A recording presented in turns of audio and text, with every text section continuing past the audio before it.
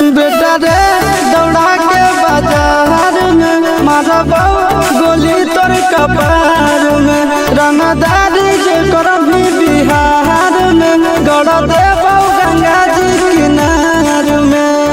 इतना मार पड़तो ना बेटा।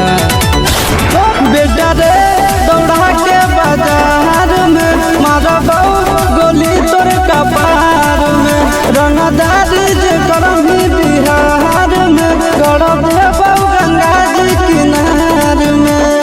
चिंटू आशीष के कारण सुनब बेटा सो गोली मारब ताई गिनब तोरा बाप के न तोरा दादा के चिन्हब बेटा सो गोली मारब ताई गिनब।